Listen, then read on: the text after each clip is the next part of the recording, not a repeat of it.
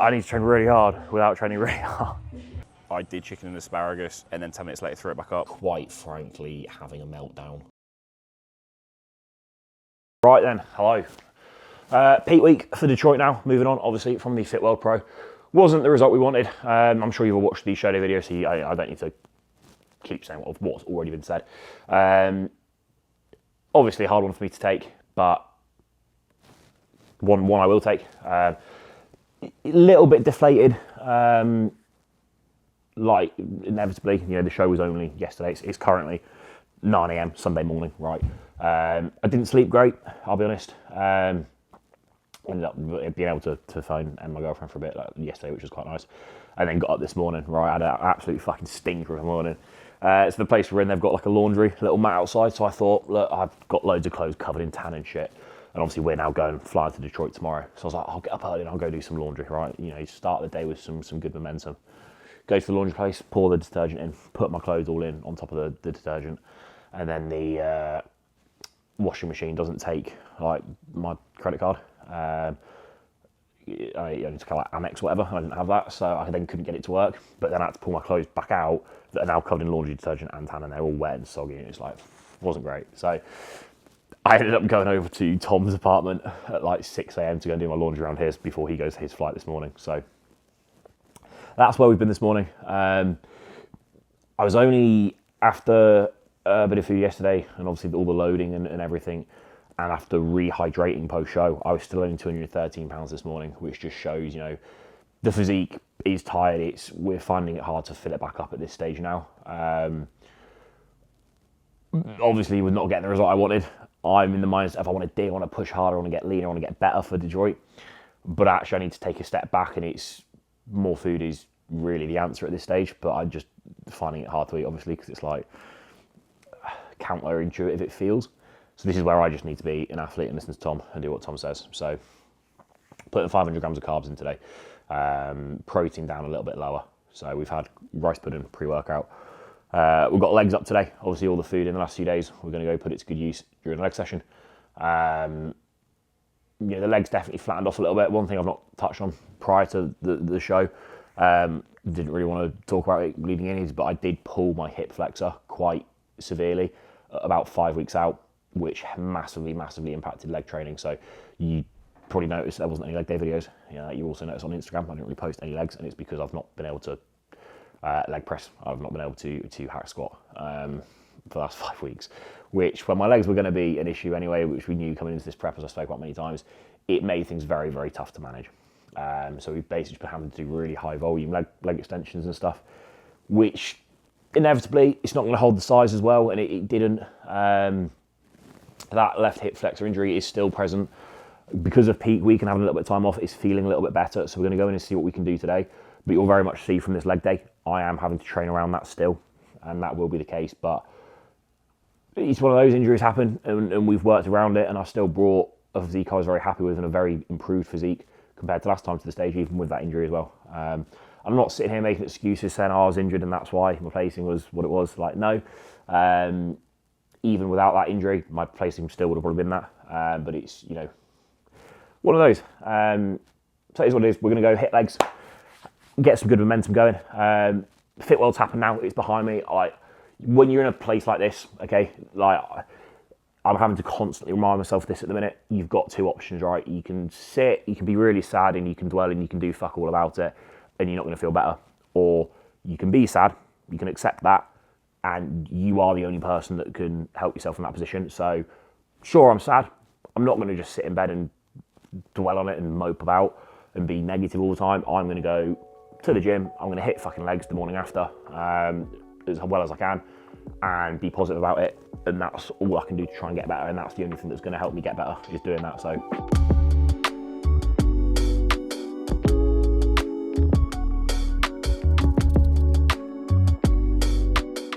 I am so tired. The severe lack of sleep the last 2 nights has very much caught up to me. My body does not know what time zone it's in. I've had like 3 hours of sleep the last 2 nights. Very broken 3 hours of sleep as well.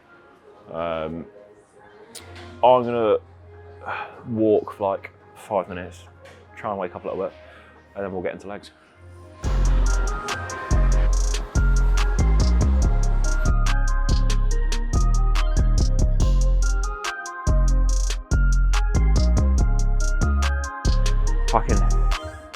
feel the fact we were running posing rounds yesterday. Everything's very tender. It's going to be an interesting one to manage this session because I need to cause stimulus, but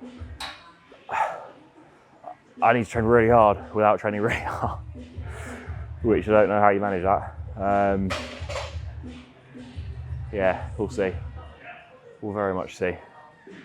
Starting with hamstrings, as per usual. We'll do hamstring, then we'll go into leg extension. Probably need to keep volume fairly low here in terms of working sets, you know, just quality working sets.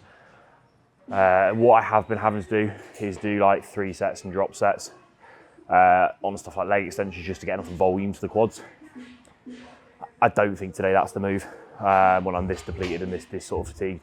I think higher volume is wasted output and it's not going to drive the stimulus we need. So if I can get probably 2 quality sets in per sort of movement, it's probably the best way to go.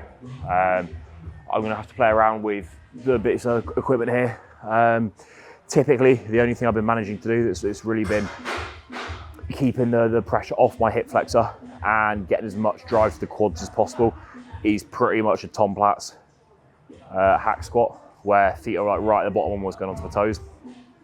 So looks like they've got the Cybex Mark 1 hack there, which I will probably jump on after leg extension. But I might also just try sort of the OG Cybex leg press here because it's my favourite leg press. I don't normally get access to it. So if I can also get a set or 2 out of that today, that'd be pretty happy with that. Yeah, we'll get another set in online, leg curls, and then we'll jump on leg extension. They've got the Strive leg extension, which is decent, so we'll load that fucker up, get a good 4 or 5 plate set on that.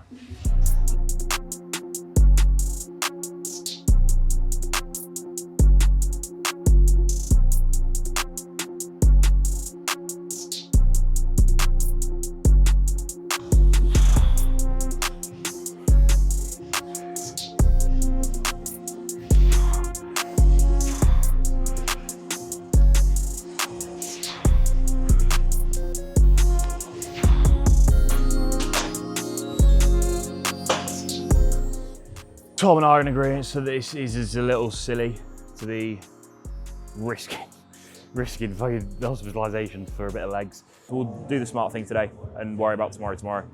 1 more set here, a little bit of leg extension, head home, get packed up, get mentally in a better spot and hit the ground running in Detroit. Probably give legs a little bit of a touch up on Wednesday, just lightly, just to keep some sort of blood there when we're a little bit fresher and not as sort of fatigued and vulnerable, because we're also very, very sleep deprived. So very suboptimal training conditions, but you know, doing what we can and just gonna have to, you know, be smart today. And it's sort of 1 step back, 3 steps forward, rather than trying to take 2 steps forward today and falling 5 steps backwards.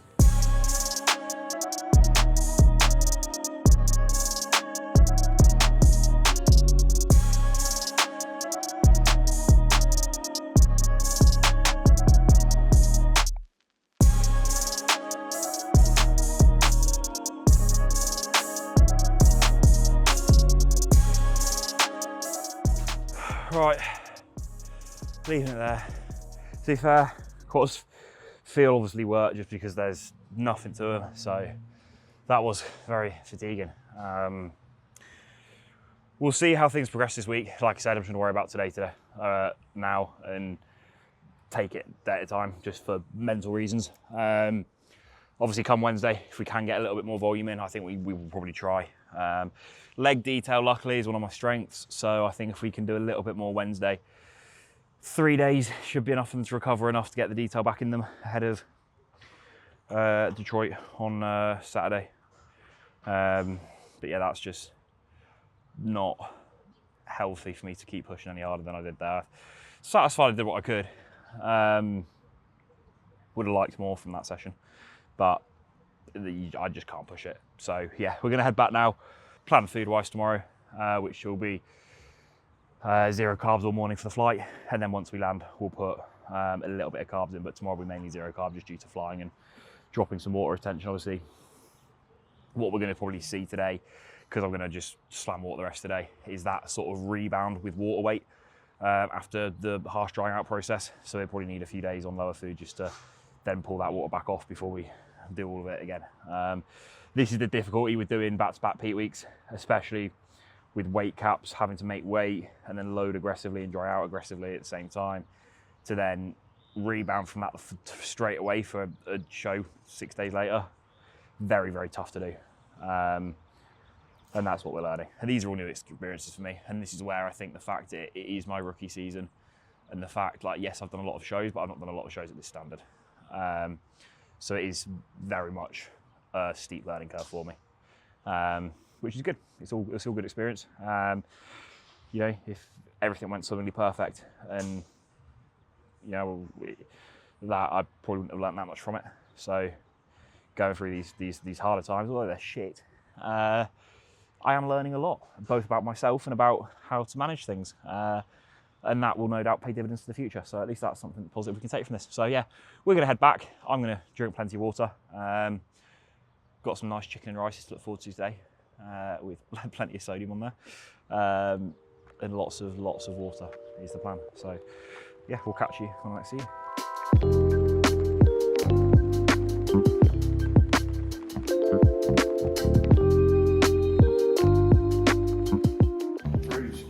Bags dropped. I actually had a very good night's sleep, but I'm still half asleep. It's currently 5 AM. So plan now, energy drink. We've got 3 hours to the flight, so find a nice quiet corner, get all the client work done, jump on the flight, and get on with the day. We've got about 2 hours till boredom, so we're nice and early, but it's just so that we can get here and just do work, because our sleep patterns, both mine and Nidesh's, are still pretty fucked up. So we were up at like 3 this morning. So had actually a pretty good night's sleep last night. First good night's sleep in what feels like all week. I actually woke up more tired from it because I actually got into a deep sleep, which was good. So still waking up a little bit now, but I'm happy with that. Certainly feeling a lot better this morning. Was up a little bit in weight. We saw that rebound of sort of water gain, which was to be sort of expected. So back up to about 216, 217 today. But that's going to come straight back off today because obviously we're flying, which means we are 0 carbs until my final meal of the day today. And obviously been up since 3, so it's going to be a bit of a longer day. So we literally got the same old as the way out here. Pretty much all I do when flying is protein and fats. So it used to be I did chicken and asparagus until on the way out here I did chicken and asparagus, ate it, and then 10 minutes later threw it back up, which I didn't put in the video because it wasn't very pleasant. But yeah, so now I'm not flying with chicken just because it gets too hot in the overhead lockers and then it goes off and then makes me very ill. So that happened on the way out, which was not ideal. So we're just back to the whey protein and dark chocolate. So we've got 2 meals of 60 grams of elite whey isolate in my bag with me, and then we've got a rice pudding meal prepped for when we get to the house later. But the plan is obviously flight. We then land at about 3 PM Detroit time. Eastern, I think that is. No, it's not Eastern. It'll be, I don't fucking know what time zone it is. Land about 3. We're only 15 minutes from the airport once we land in Detroit, so that'll be quite a nice journey. Easy, get over to the house we're at, drop our bags, same protocol as normal. We're going to head straight to the grocery store so that I can get my food shopping. And ideally, I'd like to do that before I eat my rice pudding meal, just so that I can get my frozen fruit on the rice pudding, because it's like the frozen fruit and the whey paste is my favourite part. So eating a bowl of rice pudding without that would be quite sad. So that's pretty much the plan. I've got about 20 check-ins to do now before the flight. One thing I'm very proud of and that I've managed very well is still being a high quality coach, what I believe would be a high quality coach, while still being, you know, a mediocre bodybuilder, a 7th place bodybuilder. During my time away, like, no check-ins have been missed, managed it very well. Everybody's getting replies. I've got lads on prep. I've got Danny, who's a week out now, looking fantastic. So it's all going very well. It's a lot of work, but it comes just down to organisation. And I think that balance, I've found it very well. And I'm also very lucky that a lot of the clients I work with right there, I love them. They're easy. And they help me out as well. So it's great. I'm happy. Coaching is going very well. So going to check in with some of the lot now, get that sorted, sip on my energy drink, get some life in me, and then we will jump on the flight, catch you in Detroit, probably at the house. I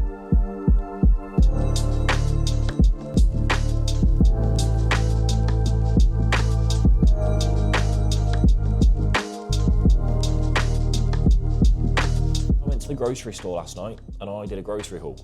and it was fantastic, 10 out of 10. Minus the audio, because I didn't turn the mic on, because it was a long day, and I'm not good at this whole YouTube thing. So I figured instead of just sacking off all the footage, I thought, you know what, I'll get up early and we'll do a voiceover, right? It was some good content. It won't be good content now in hindsight because it won't be as good. At the time, it was good content. So, right, so we got to the supermarket. It was about, I think, 6-ish PM. We'd obviously had quite a long day of flying. And we went to the house, dropped the bags, and then went pretty much straight to the grocery store to get the groceries. Now, the grocery store we went to was Kroger, okay? Kroger is my fucking favourite store in the US. It is so far clear of all the others, and if you disagree, you're wrong, okay? From a true Brit, Kroger, unbeatable. Actually good quality stuff, good price, and fantastic selection. Also very nostalgic to me because the first time I ever came to America, the first grocery store I went to was Kroger, and I just fell in love with it. So, we obviously, as we got there, we made a beeline to the muffin section because bakery section is the place to be. Sadly, I've just bigged up Kroger. They didn't have any of the cinnamon chip muffins that I loved carbon up on in LA, but they did have blueberry, obviously. So we got a 4-pack of blueberry, and then we had to indulge and get a 4-pack of chocolate muffins as well. Now, I've got 8 muffins on hand now. I may buy some different ones throughout the week because when we got to the supermarket, it was quite late. A lot of the stuff was out of stock. So they're on hand now, but I may upgrade midweek because obviously I'm not going to be using the muffins till the end of the week to carb up on. I did try and find to show you, right, that Kroger has this like cake they sell that I had post-show when I competed in America for the first time in like 2021, I think it was. And it's like this chocolate cake with cookie dough as the layers between the slices of cake, and it's fucking 10 out of 10. I can't remember if it is. I had it 4 years ago when I was starving post-prep, so it might not be as good as I remember, but it was from Kroger. So I will probably go back midweek to see if I can find a slice of that, because obviously they were pretty out of stock last night when we got there, but if I can find that, that'll be in at the end of the week, because that was phenomenal. So then we just went straight to the fresh produce to get some cucumbers. Usual protocol. We get a few to eat and a few to sit on. I was baffled by some of the cucumbers, but then I found that they have English cucumbers. It turns out is a thing. I didn't know that cucumbers has different ethnicities, but apparently they do. Me, being me, I stuck to my true heritage and went for the organic English cucumbers, which were 5 times the price as usual cucumbers, but I am assuming they're just... How does that work, actually? I'm just going to pause this. Thinking about it logically, right? An organic cucumber is just natural. It's just been planted and grown. A genetically modified, steroided up, big, juicy, fat American cucumber has had a lot of chemicals put into it. Surely the chemicals cost money. So therefore, surely the genetically modified, juiced up cucumbers should cost more. But they're a fifth of the price. Don't know quite how that works, but I went for the organic ones anyway. Hopefully they're crispier. I then got my really nice, fresh, healthy lettuce that comes in a plastic sealed bag and stays in date for fucking like a month somehow. But it says no preservatives are on it, so I'll believe it. But yeah, shredded lettuce to get shredded, as always, got 2 packs of that. Obviously don't need a huge amount of veg this time around because it's Tuesday today, so I'll eat veg today. I'll eat veg tomorrow, so Tuesday, Wednesday, so I need 2 days worth of veg, hence a cucumber a day and a pack of lettuce a day. And then Thursday, we reduce fibre, so I won't be having much veg because then that just clears all the fibre out your GI and your colon, and that helps drop a few pounds to make weight a little bit easier. Not that we're struggling to make weight, but the lighter I can be just from doing simple tricks like that means that I can eat more on weigh-in day before weigh-in and then fill up a little bit more. So we did that. We then went and got the chicken and looked at the organic stuff. We looked at the genetically modified, pumped up, hormone, estrogen-filled, juicy chicken breasts that are like 3 times the size of a normal chicken. We went for the Heritage Farms organic chicken breast, of course. It cost stupid money. But we've got 2.5 kilos of that, or well, just under. We've got 5 pounds of Heritage Farms chicken. One of the reasons I like Kroger, right? They have a good selection of actual good quality food sources, which is rare to find in the US. Like you go to Walmart, the selection of organic and stuff is not good. Then we've got some bottled water. I like these bottles of water specifically because they please me, because it's like they're a litre exactly, but they're not like a fat water bottle. They're very slim and tall, which means when you put them in the side of your rucksack, they fit really nicely, or like a cup holder, fit beautifully. Whereas you get like the fat Buxton ones, they don't fit in anything. So there's a bit of water knowledge for you. It's dropping some serious water game. But the last clip, obviously prior to getting to Detroit and going to the grocery store, was me in Anaheim in the gym, quite frankly having a meltdown because everything was fucked. I was not in a good way. I was feeling pretty ropey mentally and genuinely physically at that point. I was so dehydrated. The rest of that day, obviously we weren't filming. I went home, had a really relaxed day, drank God knows how much water, and spent majority of the day on the phone to my family, to Emily, and it helped massively. Like, I think because of the time zone difference, because of being so, like, all week leading into the show, my sole focus was the show. Everything I was doing was being put into that, so I was very distracted. Wasn't able to speak to really anybody because obviously the time zone difference and me being busy during the day. By the time my day was sort of finished, they were all asleep. So I was pretty isolated all week, really focused on the show. Everything I was doing was for the show. The show didn't go the way I wanted, obviously, and it was very hard to take. And then everybody's asleep. So then I'm just sat by myself, having to process this all by myself and not really having the chance to speak to anybody. So having that Sunday where I could actually finally catch up and speak to my family, speak to Emily, and have that time massively helped me get in a better headspace, which you can probably tell now, the sort of change of pace since landing in Detroit. I am feeling a lot better, okay? I'm no longer feeling so negative, which is good. I think it's very important in those times you do take those moments to sort of allow yourself to feel the emotions you need to feel. Like, if you just shut it off and try and shrug it off, it's probably not going to be great. They're all going to come back at some point. So having learned that from previous experiences in life, I knew I just had to feel that at the time. And I'm glad I did, because I feel better now from it. I've processed it all, and it is what it is, and we move on. And I'm feeling a little bit more positive now heading into Detroit. But I do also want to give Emily her credit, because Jesus Christ, I don't know what I'd be doing without her right now. It's a shame she's not here. I would have loved her to be here, but yeah. Everyone, let's give Emily her props. Next up, we just grab some energy drinks, obviously, because it's me and I fucking live off caffeine at the minute. I then discovered this aisle, right? And you'll see me being bewildered by this chicken in a biscuit, because I was just like, what the fuck? I tried to look at the ingredients to see how they've managed to put chicken in a biscuit, because I figured, fuck me, bodybuilding could be easy if you just eat biscuits all day and you get your protein in. But they had about 20 grams of carbs, like 8 grams of fat and 2 grams of protein. So I'm unsure. I looked at the ingredients, chicken wasn't on there at all. So I'm not sure quite how it's chicken in a biscuit. It should be called no chicken in a biscuit. The next bit I saw after was like squirty whipped cream. But instead of it being squirty cream, it was just squirty cheddar cheese. So I figured, like, maybe we just carve up on that. Like, if we just fucking nail some squirty cheese straight into the mouth, I might fill up enough that then I wouldn't be 7th place. I'd be fuller and fatter, and maybe that would be better. So squirty cheese carb up coming soon. We'll try that, see how that goes. Moving on, we got some rice cakes, obviously, just literally plain lightly salted rice cakes as per usual. I've still got the caramel rice cakes with me from LA because I didn't use them. So I managed to take those in my suitcase. Just needed the plain lightly salted rice cakes. This is now the sweet section. This is where I was shopping for Emily. Obviously the most important part of the food shop, of course. These are the ones she likes. They're like sour punch things. So I got her a pack of those. I literally only got her one, sorry Em, but they didn't have all the flavours, so I got her one. I obviously won't get her any more. Okay, hopefully she's not listening now. I'm going to get her some more, obviously, but I just got her one pack there. Then we went to my second home, otherwise known as the cereal aisle. Okay, I've spent many hours in this cereal aisle so far whilst being in the US, and I've filmed 90% of the time I've been there, so you've seen it lots already. This one didn't really have anything. It was a bigger one, right? I did give you a quick look up and down. It was glorious, but we didn't actually need any cereal this time around. I needed some organic honey.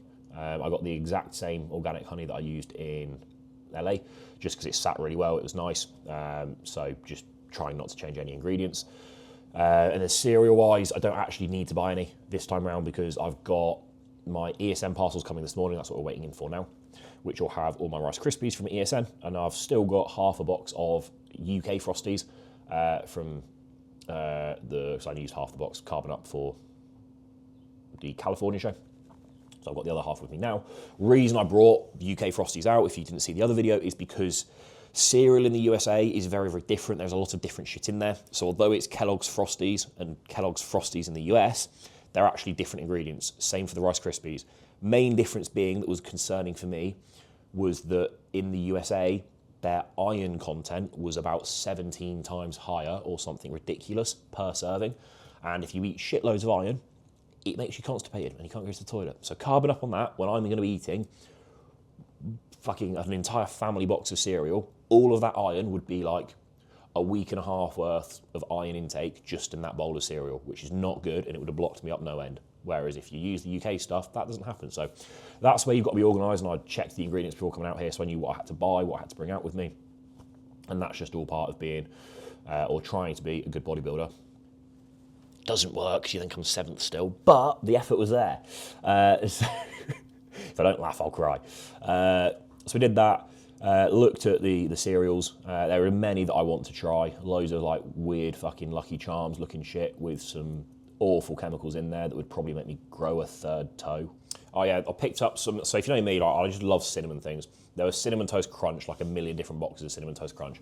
Cinnamon Toast Crunch waffles look good, but I discovered a Cinnamon Toast Crunch loaded, which basically is like Crave, but Cinnamon Toast Crunch. So it's got like some cream, vanilla frosting inside, surrounded by like Cinnamon Toast Crunch.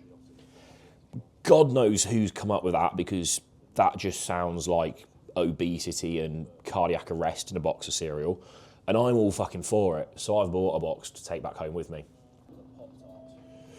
And then we went to the Pop-Tart aisle, and this is just me basically just saying that Pop-Tarts are criminally overrated. I just don't think they're that good. They always look so good, and like the first few times I came to America, like, I was so excited to go to the Pop-Tart aisle. I was buying all the different flavours. Every single one I'd buy, I'd then toast, or I'd eat cold, or I'd try make it every each way, and it always just tasted like just chemical-induced cardboard. Squares bars obviously were down that aisle as well. We don't need any Rice Krispie treats because I Uber Eatsed a box to the apartment in LA on show day, and I literally ate one of them, so I've got like 15 spare still, which I brought over, so I've got all of those because I don't need 15. I'll need like 5 to 10 maybe. So they're all covered, didn't need any more of those. Then we got to the maple syrup, and I got the exact same organic maple syrup that I used in LA because obviously consistency, ingredients, it sat really nicely.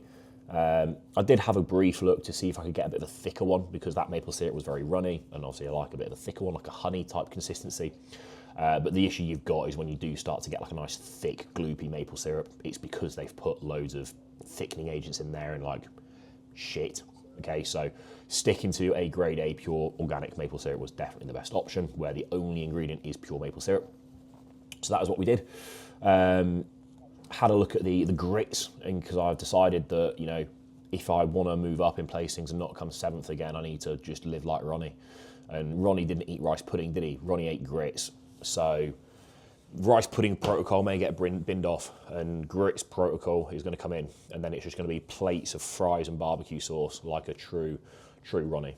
That is a joke. I'm rice pudding till I die. In the UK, kettles are fucking everywhere. It's like, you know, you're British, you've got a kettle. Standard. In the US, kettles aren't really a thing. Like gun laws don't really exist. Can I say that? Fuck it, we'll leave it in. It's a joke, nobody take that personally. But yeah, so kettles don't really exist, and we got to this place. First thing I checked was like, do we have a kettle? Because the amount of cream of rice and rice pudding that I eat makes my life a lot easier. Turns out, no, they did not have a kettle, so I went on an adventure to try and find a kettle. Luckily, they had one. Unfortunately, it cost me a good amount of money, and obviously I'm not going to use it. I then also ended up having to walk around the beauty and cosmetics aisle to try and find some tan remover because I'm still covered in fake tan and I need to get re-tanned this Friday. And it's important you kind of get that sort of base coat off, otherwise it can go a little bit patchy. But sadly, they didn't have any tan remover, or I just couldn't find it. But I was walking up and down the women's section looking at like tampons and stuff for ages and couldn't find a tan remover, so then I got a bit bored and moved on because I was getting some weird looks. The fact I was talking to a camera whilst walking up and down the makeup section, and like with the eyebrows split, the weird hair, the tan probably would, you know, it wasn't a great look for me, so I decided to move on.